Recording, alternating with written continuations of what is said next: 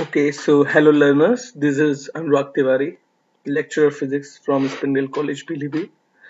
So today we are going to study the first unit of CBSE class 12th physics, that is electrostatics. And today we try to cover up these following topics: frictional electricity, properties of electric charges, Coulomb's law in vector form, units and charge, units of charge, relative permittivity or dielectric constant, continuous charge distribution under linear charge density, surface charge density, and volume charge density. As learners, I hope you had gone through your in 10th standard. The chapter name was electricity, and in that you had little bit gone through the brief description of electrostatic or static electricity. And at that time you had learned that when electricity causes via position of charge without motion of charge, and that type of electricity is termed as static electricity. So in this unit we also discuss about the same term. So if we go through some frictional electricity, so frictional electricity is the electricity produced by rubbing two suitable bodies and transfer of electrons from one body to other. So of course, when electron transferred from one body to other body, there is a difference of electrons takes place on two bodies. The body which loses the electron become positively charged, and the body who gain the electrons become negatively charged. So at that point there is some attraction force acting between these two bodies, and this force is called electrostatic force, and the electric behavior termed out from this event is called static electricity. So here are two examples: that when we rub the glass rod on a silk cloth, and on the other hand when we rub a flannel cloth by ebonite rod, then here the glass rod become positively charged and ebonite rod become negatively charged. Okay, so as a result glass become positive, electron is fur are loosely bound in it, then the electron is ebonite. So when ebonite and fur are rubbed together, the comparatively loosely bound electrons from fur get transferred to ebonite. As a result, ebonite becomes negatively charged and fur become positively charged. This is same happening when we try to remove our clothes in winters. Then when we used to put out the sweaters, then glittly sound, some type of spark we feel on removing the sweaters. So it is same happening over here. There is the same event which we had gone through every day-to-day life in winters. So it is very important to note that the electrification of body is due to transfer of electrons from one body to another body. That is, if the electrons are transferred from a body, then the deficiency of electrons makes the body positive. If the electrons are gained by the body, then the excess of electrons make the body negative. If the bodies from the following lists are rubbed, then the body is appearing early in the list of positively charges, whereas the letters is negatively charged. Fur, glass, silk, human body, cotton, wood, wool, sealing wax, amber, resin, sulfur, rubber, ebonite. These are the some things which we had rubbed to each other, and then particular become positive and the other one will become negative. Most of the time it is asked in the CBSE that if we try to rub, if we combed our hair, then comb and dry hair, which will get which type of polarity. So of course dry hair become positively charged and the combed will become negatively charged. Now, the if we discuss on the properties of charge, then there exist only two type of charges, namely positive and negative, which is very easy. So like charges repel and unlike charges attract to each other. Charge is a scalar quantity. It is an additive in nature. So if there is a plus 2 Coulomb charge on one body, another body have plus 5 Coulomb, and then a third body have minus 3 Coulomb, then the net charge is of plus 4 Coulomb. It is represented by this equation. Charge is quantized. This is the very important point which you have to understand, that in any circumstances, at any body, at any event, if there is a transfer of charge happening, then it always happening in the terms, in the factors, or we can say in the quantas of electrons. You see, it is not possible that 2.3 electrons can be transferred to anyone. Either one it is, or two, or three, or four electrons can be transferred from one body to other body, and then the comparatively that charge will be happening over there, either positive or negative. For example, if we had to produce 1 Coulomb charge on a particular body with negative polarity, which means we have to supply some electrons over there to make them 1 Coulomb by in the unit of 1.6 into 10 to the power minus 19 Coulomb. That is Q times Q equals to plus minus Ne, where N is nothing but a positive integer. So it is very important question, but very important fact, that charge is quantized. Whenever a body get the positive charge or get negative charge, it is always based on the fact that how much electron actually it loses and how much electron actually it gains. Now, charge is conserved. Of course, the charge cannot be created, cannot be destroyed. It just transfer from one body to other body in terms of electron, in parts of electron. Okay. So if we gone through the charge, then of course in the last slide we had discussed that like charges repel to each other and opposite charge attract to each other.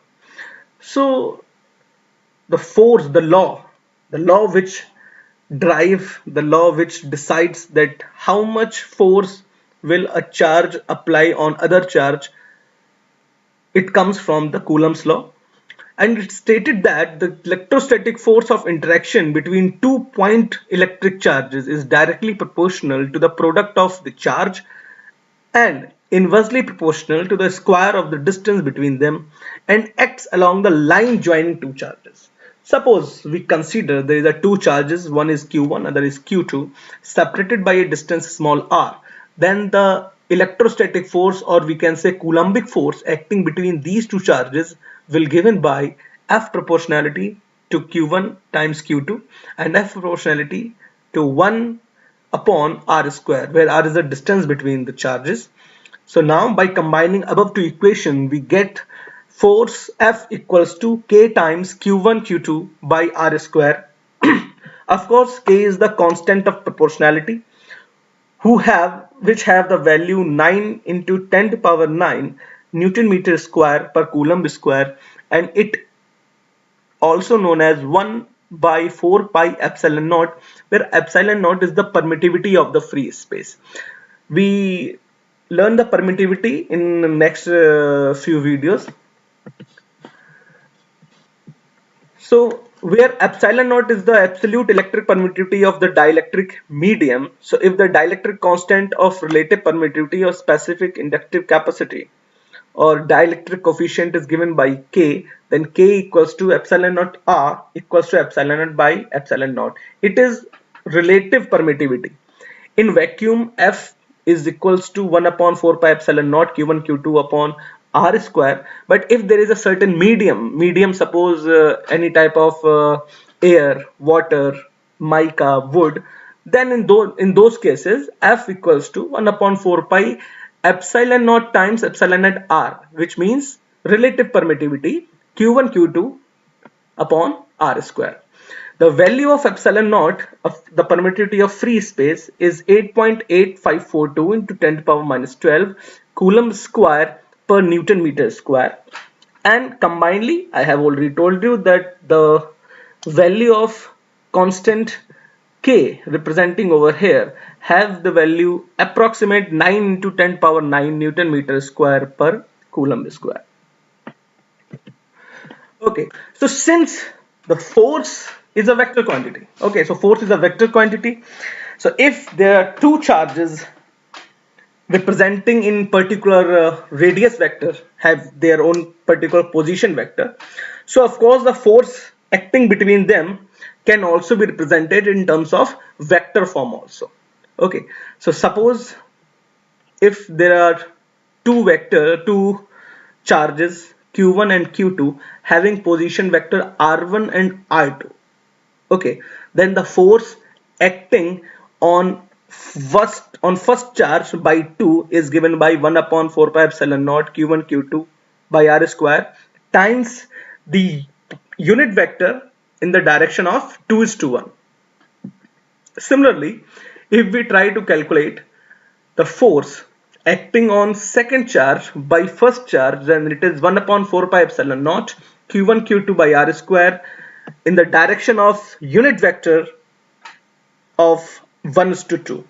So here F12 and F21 both are equal in magnitude but opposite in direction.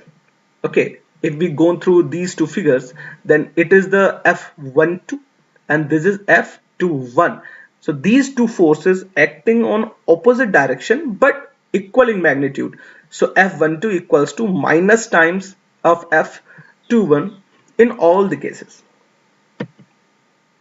So the cube term of the distance is simply because the vector form, otherwise the law is inverse square law only. Okay, so there's, if we try to convert the unit vector into the vector, then of course we used to the magnitude of that unit vector. So then at that case r square turns into r cube and there r12 or r21. Similarly, I'm again telling you that this whole quantity is actually equal in both cases magnitudely. Okay, but since their force is a vector quantity, so of course the force field by second charge by 1 and the first charge by 2 is always in opposite direction, and that's why we are using vector form. Now we are discussing on the units of charges. Okay, so we know the units of charges is Coulomb. So 1 coulomb of a charge is that charge which, when placed at rest in vacuum at a distance of 1 meter from one equal and similar stationary charge, repels it and other is repelled by it with a force of 9 × 10⁹ Newton. Okay, so it is, this definition of Coulomb is basically comes from the formula of given by Coulomb's law. So it is quite simple. So there are some other units of charges, that 1 EMU of charge is CESU of charge. 1 EMU of charge means 3 × 10⁻10 ESU of charge. 1 coulomb of charge means 3 × 10⁹ stat coulomb. 1 abstract coulomb is equals to 10 coulomb. Now we are discussing relative permittivity or dielectric constant. So the dielectric constant or relative permittivity or specific inductive capacity or dielectric coefficient is given by the ratio of absolute permittivity of the medium to that of permittivity of free space. Okay, so the electric constant or relative permittivity or specific inductive capacity or dielectric coefficient can also be defined as the ratio of the electrostatic force between two charges separated by a certain distance in vacuum to the electrostatic force between the same two charges separated by the same distance in the vacuum. Now if we go through the continuous charge distribution, so when we charge any body, then that body have tried to distribute that charge uniformly to its whole dimension. So suppose we discuss, suppose we take some certain type of one-dimensional body. So of course whatever charge is holding on that charge tried to overlap its whole body. So in that case charge distribution can be considered as linear charge density. So for example, Q is the total charge and L is the length. So linear charge density lambda can be determined as Q by L or dQ over dl. So total charge Q can be determined by the line integral of lambda. Similarly, if there is any body which is two-dimensional and the Q charge is holding on that, so that Q charge is uniformly try to distribute its whole body on its whole surface. So the surface charge density sigma was considered as Q by S or dQ by ds. So total charge can be determined by the surface integral of sigma. Similarly, for volume charge density, if there is a three-dimensional object having volume V, then we take the total charge of that volume Q equals to volumetric integral of volume charge density. So this is the whole lecture for today. I hope you had gone through the Coulomb's law, you had get the idea about how the linear surface and volume charge density differentiate to each other, and different type of charges create on rubbing different two objects. So that is a glass silk, wool furnals, ebonite and polythene, dry hair and comb. It is very basic knowledge you have gone through your in your 10th standard also. So thank you. Waiting for the next lectures. Thank you, learners.